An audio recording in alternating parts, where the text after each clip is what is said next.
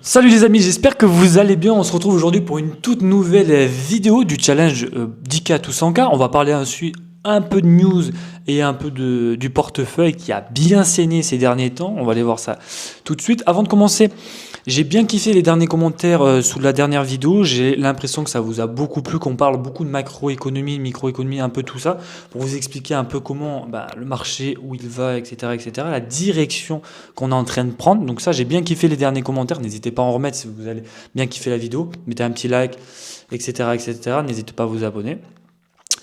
D'ailleurs, ce week-end, dimanche, dans le Telegram, donc n'hésitez pas à le rejoindre si ce n'est pas déjà fait, je vous balancerai un accès pour une newsletter, entre guillemets. Donc vous aurez plein de détails de tout ce qu'il y a sur le marché, parce que je me suis rendu compte que dans les vidéos, je ne peux pas parler de tout, parce que sinon la vidéo elle durait 1 heure et demie et personne ne l'écouterait. Enfin, la majorité des gens ne l'écouteraient pas, parce que ce serait beaucoup trop long.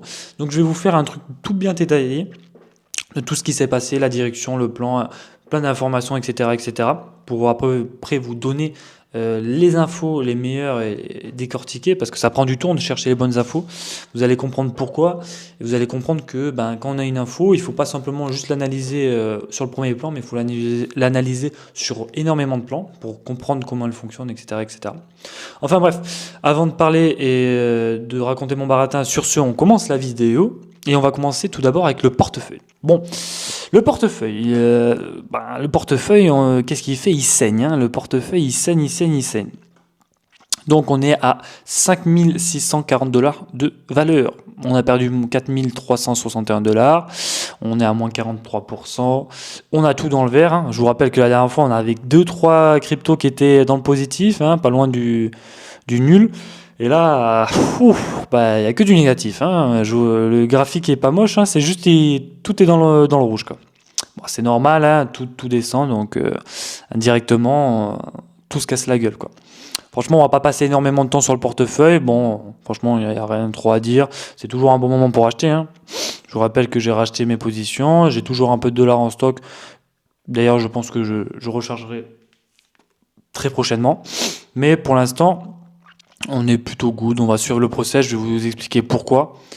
On est toujours good et que Trump est un petit coquin, mais il est malin. Enfin bref. Donc on n'a pas trop de trucs. D'ailleurs, Cryptari, c'est le logiciel que j'utilise sur Google Sheet pour mettre tous mes portefeuilles. Il sera aussi dans le groupe de la newsletter là dimanche que je balançais. Donc vous pourrez la voir gratuitement pour mettre tous vos portefeuilles. Franchement, c'est super bien parce que vous avez vraiment accès à tout. Enfin bref, vous verrez dimanche.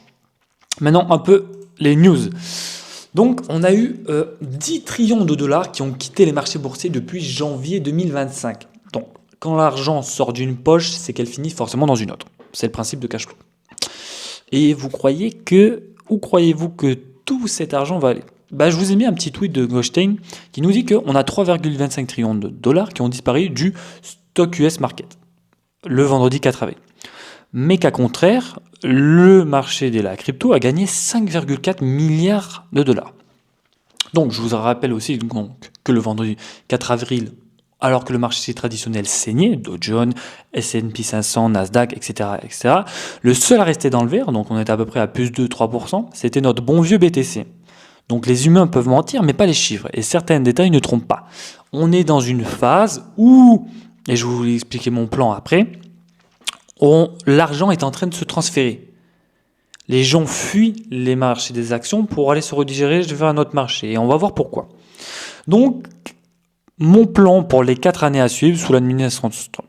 Bien sûr, ça va de soi. Ce n'est pas un conseiller en investissement, etc., etc., et tout le baratin. Mais bon, hein, entre nous, je vous conseille de le suivre. Je pense qu'il ne sera pas trop faux non plus.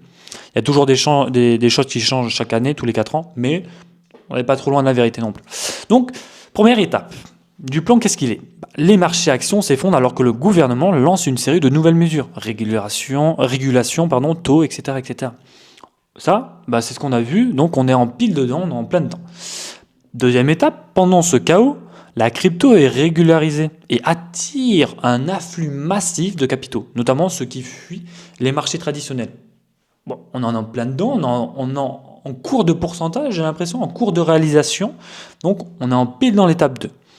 Étape 3, petit à petit, le grand public se réveille et ceux qui nous prenaient pour des fous commencent à FOMO et se ruent à leur tout sur la crypto. Donc ça, c'est l'étape qu'on n'a pas encore fait. Ça, c'est la prochaine étape. Quelques mois, etc. Quatrième étape, euphorie totale, les prix explosent jusqu'à ce que le bear market leur tombe dessus en pleine tête. Les derniers entrants, monsieur et madame tout le monde, deviennent alors la liquidité de sortie parfaite pour les institutions. Je ne vous étonne pas, mais les institutions, elles sont là pour faire du profit. Donc à un moment donné, elles ne vont pas garder tous leurs actifs bien longtemps. D'ailleurs, elles sont en train de recharger. Je vous rappelle, et je vous le mettrai dans la newsletter, mais on a énormément de whales BTC, de plus de 10 000 BTC, donc des portefeuilles qui ont plus de 10 000 BTC qui sont en train de recharger. La dernière fois que c'est arrivé, c'était en août 2024. Je vous laisserai checker les prix d'août 2024 et vous me direz jusqu'où on est monté. Enfin bref. Donc ça, c'était pour la quatrième étape. Cinquième étape, après des nouveaux records historiques, les cryptos s'effondrent et les capitaux repartent lentement des blockchains vers les marchés financiers traditionnels.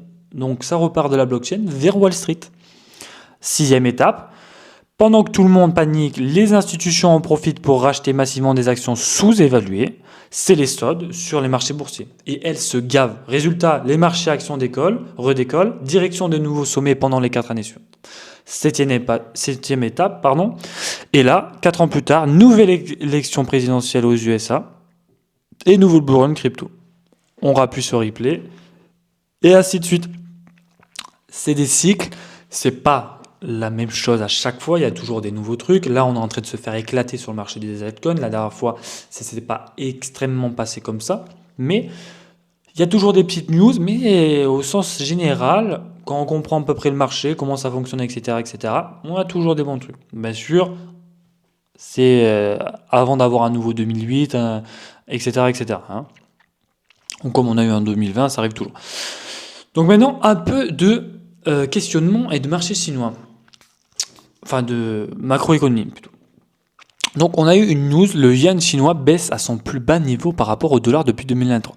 Beaucoup de gens diraient, notamment BFM et CNews, diraient vous diront que la Chine va mal et que Trump est en train de tuer le marché. C'est sûrement ce que vous pensez d'ailleurs. Vous êtes en train de vous dire, si le yuan chinois baisse, ça veut dire que c'est à cause de Trump, etc. Quand vous lisez une information, essayez toujours de comprendre le pourquoi du comment et vous verrez que tout s'éclaire plus facilement après. On va expliquer pourquoi c'est bien. Pourquoi c'est bien quand le yuan chinois baisse et du côté américain que du côté chinois. Les exportations chinoises deviennent plus compétitives. Un yuan faible signifie que les produits chinois coûtent moins cher en dollars. Donc les entreprises étrangères, donc vous êtes une entreprise qui fait du e-commerce, etc. aux États-Unis et vous achetez des produits en Chine, qui achètent des produits chinois paient moins en devises étrangères. Donc ce qui booste la demande pour les biens made in China. Résultat, les exportations augmentent, ce qui stimule la croissance économique. Donc, exemple, une entreprise américaine qui achète des composants électroniques, donc un e-commerçant, etc., qui achète des produits en Chine, le paiera moins cher, ce qui augmente sa marge et lui permet aussi de baisser ses prix. Parce que le yuan est beaucoup plus faible. Quand il va payer en dollars contre des yuan, payer en dollars contre sa marchandise, il va payer beaucoup moins cher. Avantage pour les entreprises exportatrices chinoises, parce qu'il y a un avantage aussi, pas que américain l'avantage. Les grandes entreprises chinoises, comme celles dans le textile, l'électronique, etc., elles voient leurs revenus en dollars augmenter une fois convertis en yuan. Donc ça soutient leur rentabilité, même si la demande mondiale est en baisse. Dans l'ensemble, tous ces tarifs douaniers, quels qu'ils soient, que Trump a lancé, je vous l'ai déjà expliqué, mais c'est son, c'est son plan, c'est son process. Il a déjà dit, même avant les élections, que malheureusement, il va faire saigner les marchés avant de repartir plus belle, pour différentes raisons. Les tarifs douaniers ne sont que des mesures, entre guillemets, théâtrales, visant à provoquer, entre guillemets, la panique et à réduire l'inflation et les taux d'intérêt, afin que les États-Unis puissent réduire les paiements d'intérêt sur leurs dettes d'environ 30%. Comme je vous l'ai déjà dit, tout se passe comme prévu. Et ce n'est pas faute de l'avoir dit, mais Trump l'avait déjà dit même avant les élections. Il avait sous-entendu, il a dit « les marchés vont saigner, ça y est, et pourtant, le marché crypto a bien explosé, etc. Une dette d'environ 30%, c'est super intéressant parce que moins d'intérêt, de taux d'intérêt, etc., ça va faire du bien, entre guillemets, aux États-Unis. Et c'est surtout ce que Trump il veut. Il faut se rappeler que Trump, lui, il ne veut pas de crise économique pendant son mandat. Et il n'en voudra pas. On a eu aussi donc les tarifs douaniers américains qui ont été augmentés de 104% sur la Chine, donc sur tous les produits chinois, etc. Ça a été effectif à partir de minuit, là, donc à partir d'aujourd'hui. Donc la Chine a réagi aux tarifs américains en vendant 50 milliards de dollars supplémentaires en bons du Trésor, et donc et continue à vendre. Je vous rappelle que les deux plus gros détenteurs de bons du Trésor américains sont la Chine et le Japon, les deux plus gros ennemis, qui d'ailleurs se sont un peu ralliés ces derniers temps. Et je vous expliquerai pourquoi dimanche d'ailleurs dans la newsletter. C'est super intéressant. Donc, pourquoi, comme dans l'exemple tout à l'heure, enfin comme dans la news de tout à l'heure, on essaie de penser plus loin que le bout de son nez. La Chine réagit aux tarifs américains en vendant 50 milliards de dollars. Bah, c'est pas mauvais pour les Américains en fait. C'est super bon même. Parce que ça fait moins de dépendance à la Chine, plus de dépendance stratégique. Quand la Chine, elle détient des centaines de milliards de dettes américaines, car ce que je vous l'ai dit, c'est un des plus gros détenteurs de bons du Trésor, elle a un levier sur les États-Unis très important. En vendant, elle perd ce levier. Donc, moins de chantage possible, en mode du genre, attention, on peut faire chuter le dollar ou faire grimper vos taux. Parce que oui, quand la Chine vend, les taux d'intérêt sur la dette US, ils peuvent monter parce qu'on a moins de demandes. Donc les taux indirectement sont beaucoup plus élevés de manière plus explicite. En gros, quand la Chine elle vend ces trucs, il y a plus d'offres pour les gens. Et donc si il y a plus d'offres, il y a moins de demandes, etc. Donc l'offre et la demande, etc., etc. Donc les taux sont plus élevés parce qu'il y a plus de risques, et il y a moins de gens pour les acheter, etc., etc. Donc même si l'économie américaine tourne bien, cette hausse, ça attire encore plus d'investisseurs privés qui recherchent du rendement élevé. Donc, ça ralentit aussi un peu l'inflation, qui est l'objectif de la Fed, car si la Chine vend des bons du Trésor, les taux, ils montent indirectement, le crédit ralentit et la demande baisse, donc l'inflation ralentit. Je vous rappelle que c'est l'objectif de la Fed. Et si l'objectif de la Fed est atteint, pourquoi il ne baisserait pas les taux le plus vite possible, entre guillemets. Donc ça relancerait, et ainsi de suite, cercle économique, cercle vertueux, etc., etc. Donc ça montre aussi la solidité de la demande pour le dollar, même en cas de choc. Je vous rappelle que le dollar, c'est le truc mondial, c'est que tout le monde utilise, etc. Donc il est hyper solide en ce moment, donc plutôt pas mal. Donc pour résumer, de manière générale, qu'est-ce qu'on veut et qu'est-ce qu'on veut ? On baisse les taux, on relance la machine à cash, le dollar baisse, les cryptos montent, suivi des actions, et tout le monde est content, entre guillemets, de façon plus générale et plus simple. Je vous rappelle quand même que le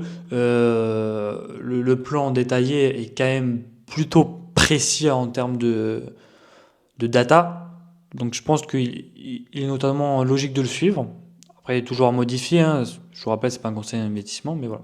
Donc j'espère que toutes ces petites explications vous auront fait comprendre que quand vous avez une information, que ce soit les tarifs douaniers, que ce soit ci, que ce soit mis, il y a toujours, entre guillemets, un sens, et il y a toujours un sens du sens. Donc il faut toujours aller le plus loin possible dans les recherches pour essayer de comprendre pourquoi en fait c'est super bien et pourquoi c'est dans le process de Trump pour relancer l'économie et avoir de plus en plus d'argent, etc., etc.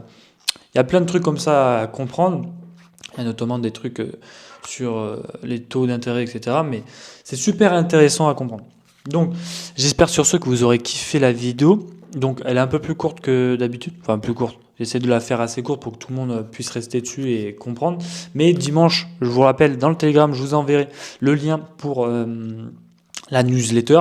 Je vais vous faire un truc de fou quand même. Je vais essayer de faire une espèce de petit groupe où vous aurez toutes les données. Donc vous aurez Cryptari, le logiciel Google Sheet. Vous aurez des newsletters, des vidéos exclusives de temps en temps, etc., etc.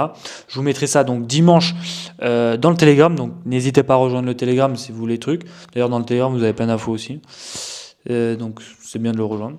Et sur ce, on se retrouve pour une nouvelle vidéo le plus vite possible, j'espère. J'essaie de relancer un peu la machine à vidéo, parce que là, ces derniers temps, j'ai plein de choses à faire. Donc on va essayer de booster un peu les vidéos, même s'il y a moins de monde et de vues sur les vidéos. Si vous l'avez remarqué, il y a de moins en moins de monde, que ce soit sur ma chaîne ou sur d'autres. Les gens sont de moins en moins intéressés, parce que c'est la peur, mais parce que c'est aussi un bon moment pour investir. Mais bon, ils s'en mordront les doigts plus tard. Sur ce, j'espère que vous avez kiffé la vidéo. N'hésitez pas à commenter. J'ai grave kiffé les commentaires que vous avez fait la dernière fois. Un petit like, vous abonner. Et sur ce, on se retrouve pour la prochaine fois. Ciao!